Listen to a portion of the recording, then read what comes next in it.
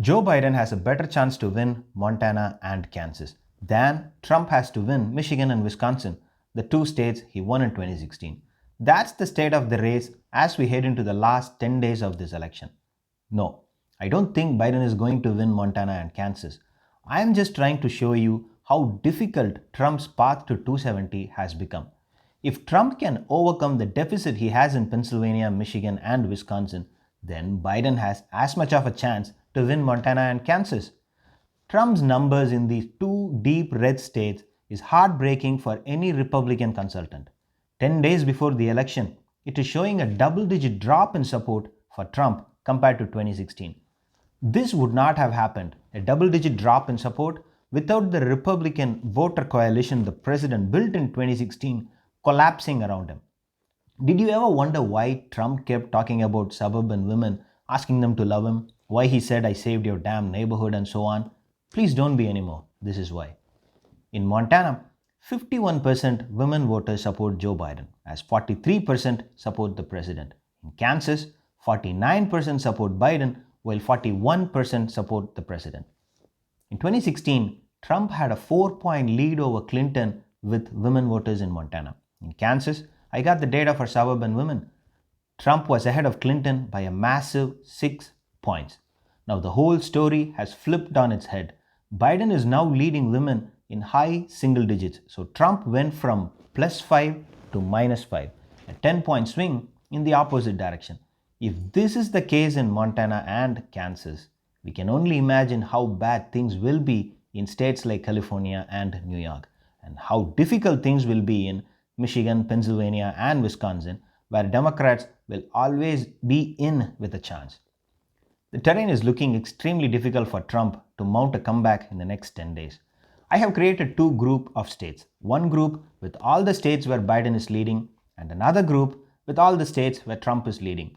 Ordered them both by the descending order of lead, with the state with the most lead at the top and the least at the bottom. On Biden's side, his lead in DC is the highest, 79.1. So that's number one. And the next one is Massachusetts with a 38-point lead, and then Vermont with a 33-point lead, and so on. On Trump's side, Wyoming with 38-point lead is at the top, then West Virginia with 23 points, and then Oklahoma with 22 points. After arranging all the states, let us start adding the electoral votes as we move down the chart. By the time Biden gets to New York, he has 64 electoral votes. When he reaches Illinois, where he has a 17-point lead, he is at 182 electoral votes, and he hits Nebraska 2nd District, where he has a 6.8-point lead. He is up 260 electoral votes. When he crosses Pennsylvania, he is up 280. If he wins all the states he is leading now, he will be at 357 votes. For Trump, when he reaches Mississippi, where he has a 15-point lead, he is at 99 electoral votes. He reaches Montana, where he has a 7.7-point lead. He is at 99 electoral votes. When he reaches Ohio, 1-point lead, he is at 143 electoral votes. And Texas, where he is now holding a half a percentage point lead, he hits 181 electoral votes. That's the state of the race today.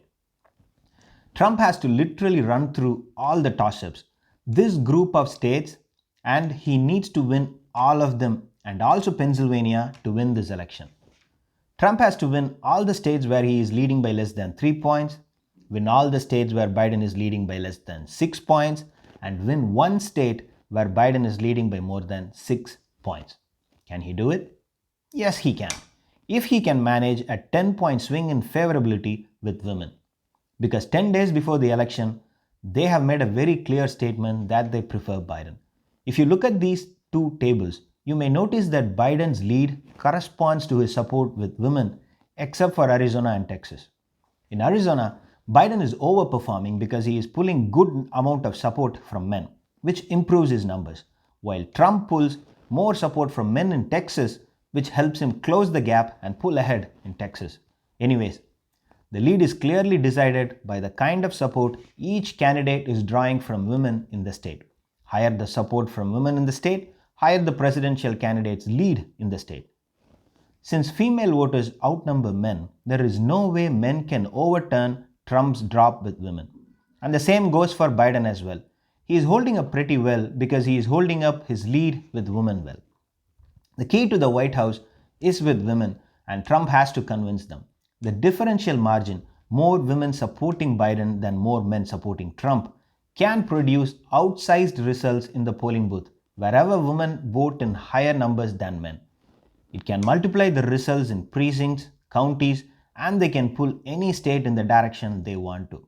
Trump has to convince women, and he has less than 10 days to do it.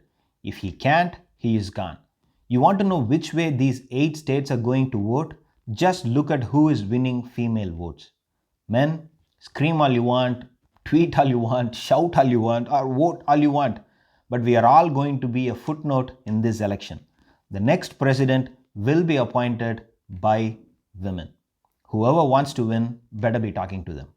Thanks for watching. If you like the content, please subscribe.